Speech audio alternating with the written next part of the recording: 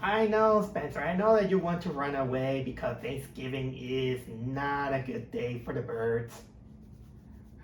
Yeah, I know, but don't worry. You're here in good company.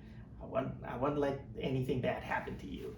So let's talk about that movie that we just saw. A movie that is called Thanksgiving. ah, so that movie called Thanksgiving. It sounds like that fake trailer from that Grindhouse movie. Oh, because it is. Well, that's the smallest background that you could get from it, and as well, I never saw that those collection of Grindhouse fake trailers, but I know about that Thanksgiving fake trailer mostly because it is a huge buzz all over the internet that it was shown into my face to the point that it got me spoiled. While on that note, Google, YouTube, shame on you on putting on your a lot of spoilers of a lot of things that I want to see in the front when I don't want to see it. Your algorithm sucks. Okay, that was kind of like a small nitpick out of it. But either way, I was really anticipating this movie. And another reason why I was kind of like anticipating this movie is that it is directed and produced by Eli Roth.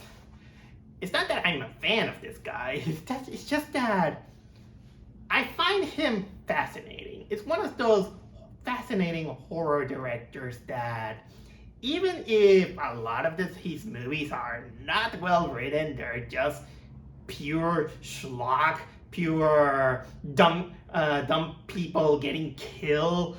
It still leaves out a lot of kind of like a sick satisfaction to see the things that he does. Most of his movies are pretty gruesome and are to the downright bloody and gory. But unfortunately, you had to sit through a lot of stupidity from his movies. I did see some of them. I did see Cabin Fever. I saw Hostel. I think the last movie I saw was The Green Inferno, and I wasn't exactly a big fan out of it. But I'll give this guy credit because Eli Roth, he showed passion. He's very passionate of the craft that he does. You can tell that he loves making horror movies and he knows the craft. He knows what he's doing. But sometimes I think he needs someone to assist him on the writing department. And most of the time, his world comes up with a lot of mean-spirited or dumb people. Like, if you don't believe me, check out movies like Hostel or The Green Inferno. Also, The Green Inferno has a lot of douchebaggery that you don't even root for the people, and sometimes they make some of the stupidest thing you ever make. Especially The Green Inferno. I still can't let go on how stupid The Green Inferno was. But nevertheless, he's still fascinating to the point that that you can tell that he loves the craft, because we have this Thanksgiving movie, which is based on that Grindhouse fake trailer that many people begin to even anticipate the moment in which one guy decides to finally make a movie out of it. Because they made movies out of Machete, which I never seen, and also Hobo with a Shotgun, which is an awesome movie. So it was a matter of time to someone pick up Thanksgiving, and that person was Eli Roth, of all people. I'm not mad. Again, he fascinates me. And then I saw the trailers, and it felt like a very fun movie.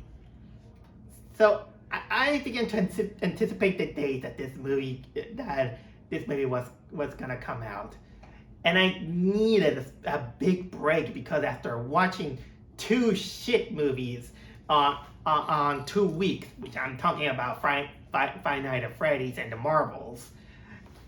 While on the subject, man, Marvels, the worst box office earnings for Marvel Cinematic Universe. Wow.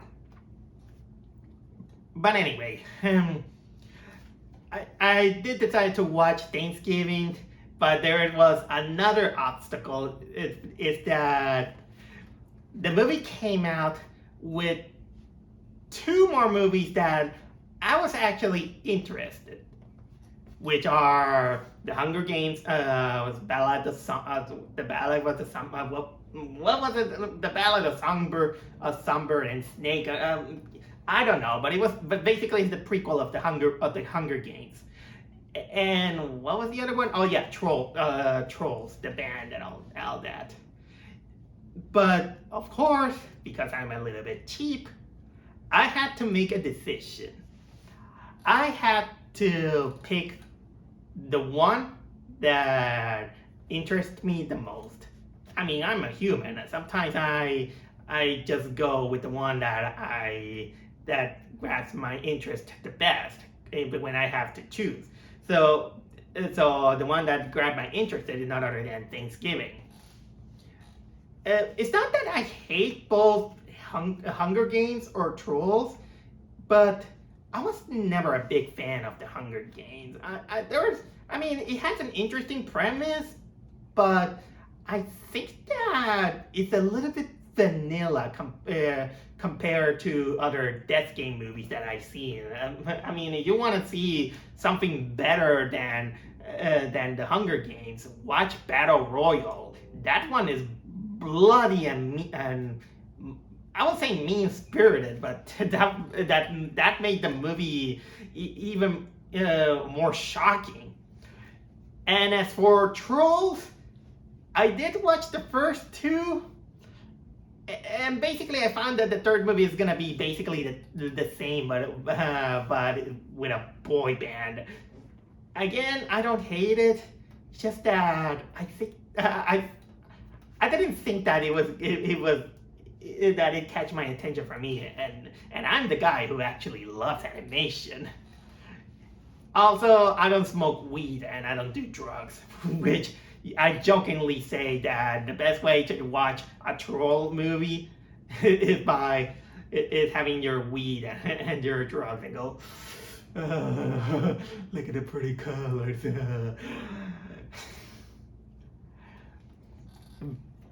So yeah, I decided to go with Thanksgiving. I wanted to watch a horror movie about Thanksgiving. Although I will say that this is not exactly the first time that they made a horror movie based on that takes place on Thanksgiving.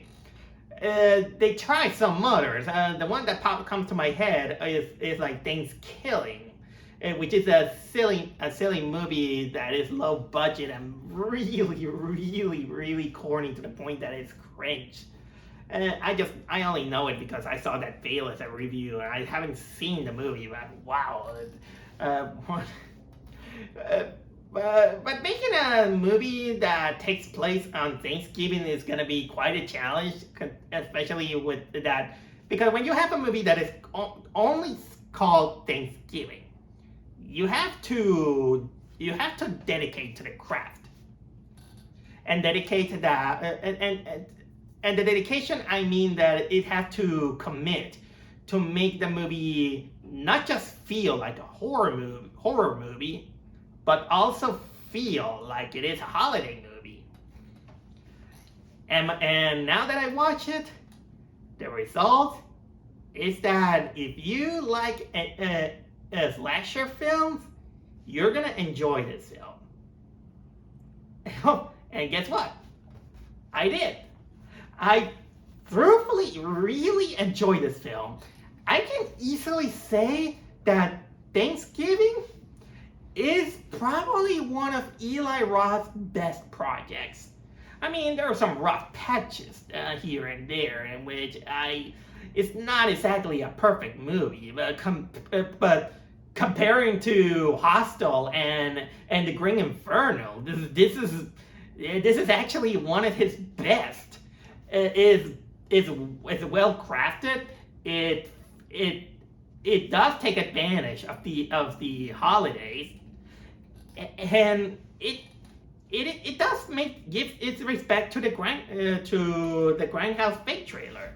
I mean, the only thing missing is that the movie should have looked like Grindhouse, kind of a little bit in the same style that X and what was it, Pearl did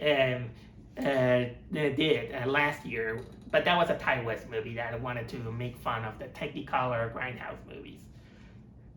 But either way, I'm here to talk about Thanksgiving. I'm gonna try to make it as quick as possible, although not exactly in the style of my bite size. But I'm doing this mostly because I don't want my battery to run out. So the movie starts out in a Thanksgiving from last year. It even has the date 2022. We have our characters that they settled. They're part of kind of like this rich family, and at first they wanted to go to the movies. Our teenagers, doing all these stuff. But at the same time, there is this big problem that there is this that because of Thanksgiving, that the next day is also Black Friday. So there is this Black Friday deal coming to, what was it, Best Mart? I don't remember, but it's basically a knockoff to Walmart. And and you have these people, this hordes of people waiting desperately to get into to the store because there's this waffle maker that they just want. Basically, these people are just as crazy as the lunatics from that South Park episode.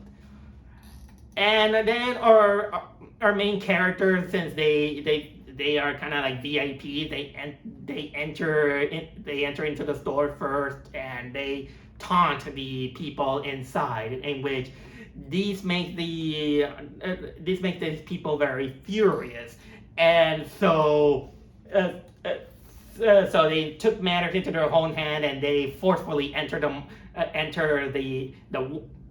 I don't know, I don't remember what it was called. I'll put it there. They entered the store, and it becomes pure chaos. People even die. Even the wife of one of the security guards died. It was insane. It's almost like if Eli Roth saw the opening of Krampus, and he decides to add people dying.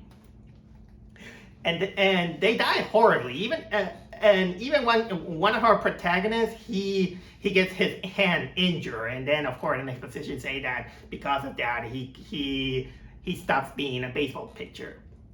So we jump back a year later, and the incident really became the news because of a viral video.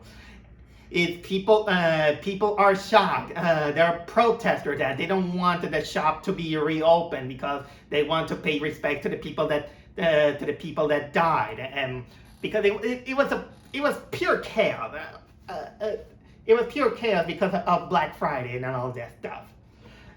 And of course we got the character debating what they're gonna do and all that stuff. But then things began to hit the fan when someone begins to target the people who are key to the tragedy of that year, and it begins to kill them. But not just that. The killer, we see the killer who's basically dressed up as a pilgrim wearing what was it, a John Carver mask. I don't know. I don't know who John Carver is. I have to make my investigation. Maybe he was someone important from the Pilgrims. But funnily enough, he kind of looks like the mask kind of looks like the Guy Fawkes mask from Vendetta. But anyway, he begins to kill people who were involved into the massacre. And as for our main protagonists, which are basically the youngsters that were the VIPs, they begin to receive mysterious text uh, in which they become threatening because considering that first they receive kind of like a photo of a dinner table in which they have their names and their invitation, and when the killer kills off a victim, it begins to add a part of their body or their whole body into it. So basically, then it becomes kind of like a thriller, a goose chase in which you try to figure out the pieces of what is going on. I'm I, I'm not exactly. This is one of those movies in which I am not exactly gonna talk too much about the characters because for the most part they're the typical kind of character that you use for the slasher. But I will give you kind of like the skinny. You got the final girl, which is technically the obvious girl who she's the one that gets involved in most of the mystery. She is basically kind of like what they try to make her kind of like the most likable of all the characters. She's not exactly necessarily unlikable, but she's kind of a little bit forgettable. She's basically just a wooden personality, but it's not that bad. I've seen kind of like worse. But she's basically has final girl traits, which is fine if you want to make kind of like just a basic character. There's also there's the jock. There are the girls. There's some other girls. We got the guy who has his hand broken, in which he becomes one of the prime suspects considering his backstory. He was also because of the incident he ghosted his girlfriend, which is the final girl, and then he returns, which it makes him look very suspicious. Again, it's kind of hard to try to tell you what it is without spoiling too much. I'll give him my best. There's also kind of the new boyfriend of the final girl, and for the lack of better words, that guy was useless. He was basically almost like the prince from the Maleficent movie. Totally useless. There's the cops. What else there is? There is the final girl's father who he's basically kind of like the manager of the Walmart knockoff, and the guy he does a good job. Because this is a character who could easily be the money grubbing greedy guy, but then comes scenes in which he comes off as a genuine father, which I like that aspect. A little bit on the short end of the stick is the stepmother, which the movie kind of a little bit fails in which telling that our protagonist she lost her mother and she has kind of like fond memories of her, although it doesn't practically benefits the movie storyline. It's just kind of like a character build up. But of course, we got the stepmother, in which she's not exactly kind of like the biggest mean-spirited character, but she almost goes like that. And I don't know if it's that character, but it is this character's name, but you're not gonna believe it. You're not gonna believe it. I was looking up the IMDb, and I was looking at the name of the actors as well as the name of the characters. But I can't believe the name of this actress.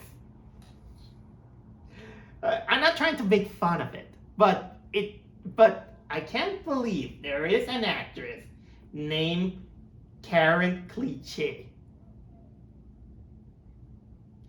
Karen Cliche. I think that's the name that it belongs to, that Karen from Five Nights at Freddy's. Okay, but that's just a small nitpick. Okay.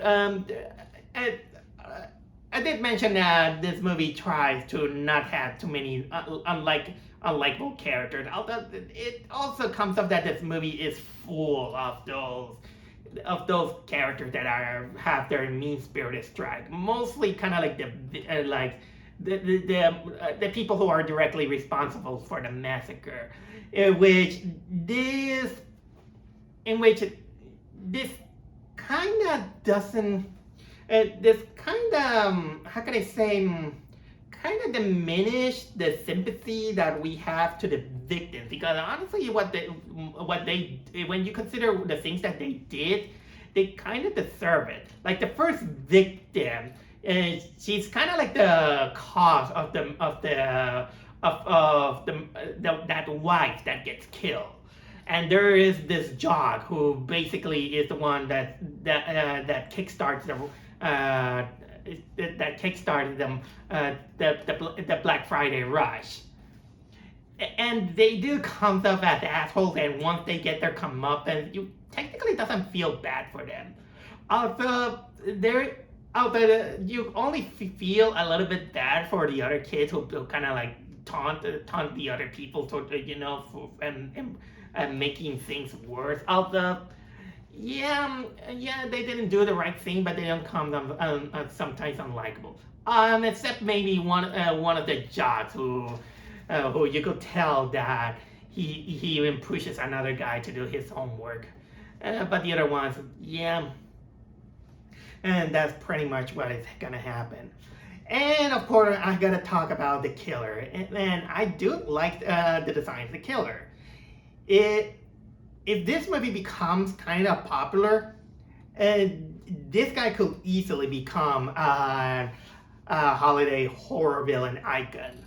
Kind of in the same vein as Michael Myers or Jason Voorhees. You can put this guy on the list. I think they call him John Carver.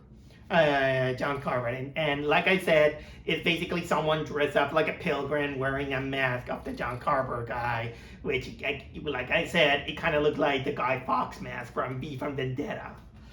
And man, that I gotta say that of the many villains that we get, this is probably one of the smartest villains there is. He's very calculated and very clever, and I gotta give him credit for that. He was technically a very clever villain. And although it gives you the reason why later.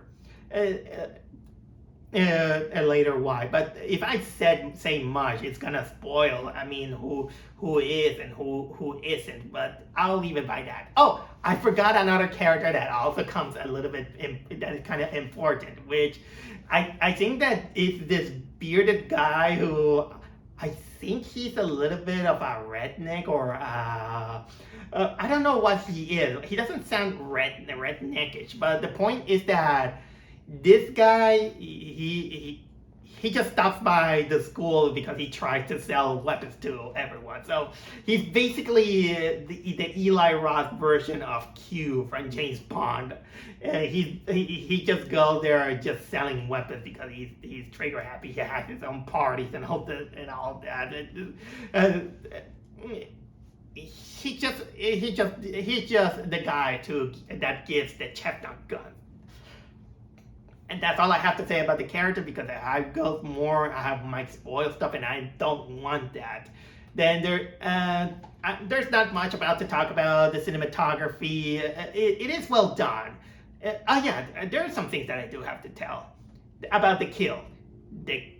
you gotta respect Eli Roth to being passionate of those gorehound horror movies, because when he goes horror, he really goes horror. There are some kills that it makes you wince, something like that. And I can name 2 or 3 that are really gruesome. And the way they die is horrifying. There is 2 of them actually that it won't go out of my mind for at least for a while. I'm not gonna reveal you what it is, but I'll make you be the judge. But let's say that, okay, I'll give you a little bit of 2 clues. One is probably the biggest reason why I was afraid of going to workshop classes. And two is probably an extreme version of what would you get if the Texas Chainsaw Massacre cannibals become a little bit classy. Oh yeah, there is a nod to Texas Chainsaw Massacre, but what do you expect with a movie called Thanksgiving? But either way, but don't worry. Also, the movie actually respects its audience, because there is no off-screen kill that is gonna show, oh, you can't see there or something like that. No, Eli Roth doesn't like that, and when he shows the kills, he shows the kills, and man, that it shows the blood and some of the guts. Also, continuing on with other things that I gotta praise is that the movie does an okay job on making the audience question who is the killer and who is not. Sometimes you might go saying that, okay, he's the killer, but sometimes he throws some curveballs that it may detach you from your reasoning. And again, the beauty of thrillers is that it keeps you guessing who is the culprit. They done a kind of like a better job than a Scooby-Doo movie or a Scooby-Doo TV series.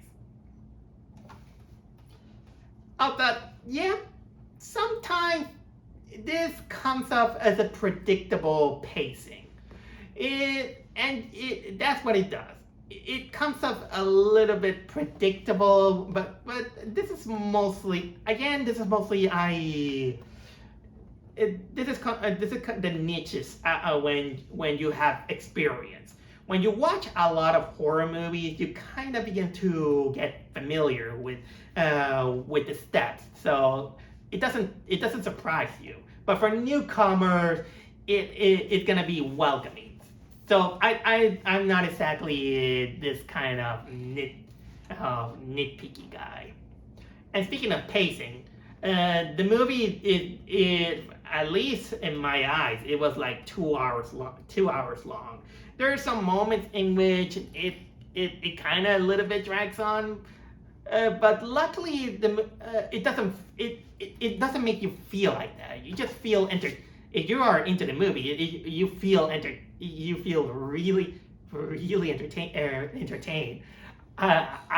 There wasn't any moment during the movie that I was just sitting there bored, which is a good thing. I was just really entertained because I wanted to figure out the mystery as well as what the guy is gonna do.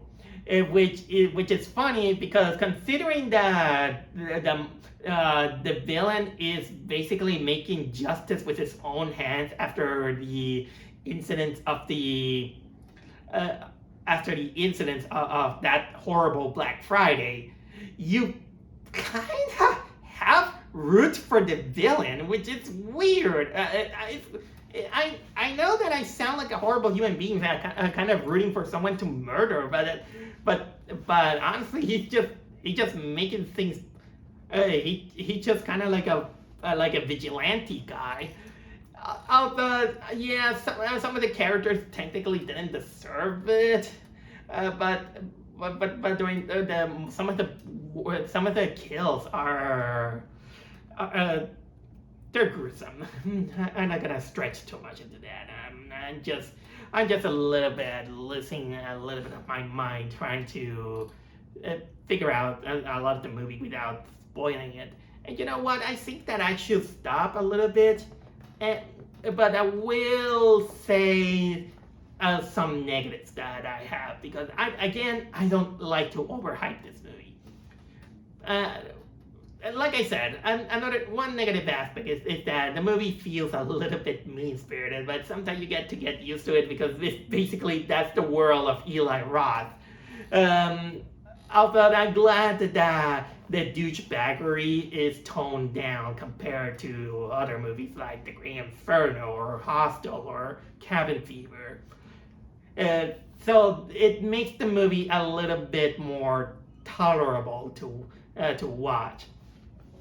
The third act, I wish it could have been implemented a little bit more because it comes for a moment in which this is gonna be kind of like the poster moment, but it doesn't last too long. I'm with because it kind of reminded me of Texas Chainsaw Massacre, which is one of the most iconic parts of that movie.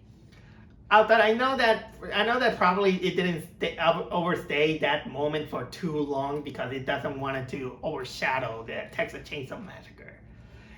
And of course, we get the climax with the villain and all this stuff. And honestly, I was about to give this movie kind of like a big round of applause out of it. But while I did say that I'm not gonna spoil this movie, I do have to address the final minute. I'm gonna try to be a little bit vague, but unfortunately, this is one of those movies in which the final moment of the movie it falls flat.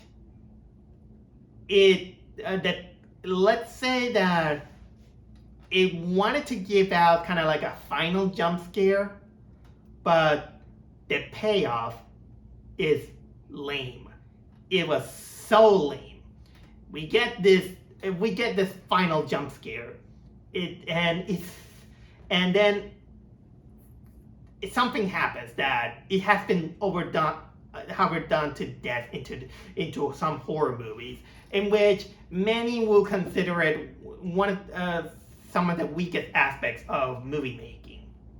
And then the movie ends, and we get all these beautiful grindhouse art that we see during the credit. But while this was happening, I was still kind of upset about those final moments of the movie. I was so upset that I was like, Eli, my man, I know you could do something better than this.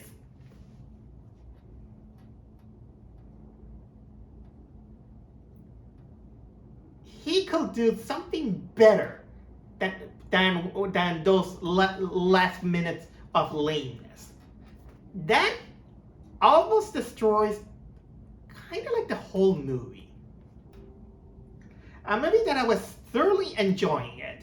It did have one other jump scare during the movie, but it was done cleverly that I just rushed it up. I was so entertained, but those final moments, it really stuck like a sore thumb. That I was like, no, that felt unearned, and I know that Eli Roth can do better than that. But anyway, that's all I have to say about Thanksgiving. Whether you're gonna watch The Hunger Games or Trolls or Thanksgiving, give yourself a treat. And if you're in the mood for horror, Thanksgiving it's a good treat. I really enjoyed this movie as a slasher film. It has some rough spots. It needs a little bit of polish, but still, of all the Eli Roth movies, this is probably one of his better ones. I just came out entertained, and just came out satisfied, and there's nothing to say. But I am truthfully thankful for this movie.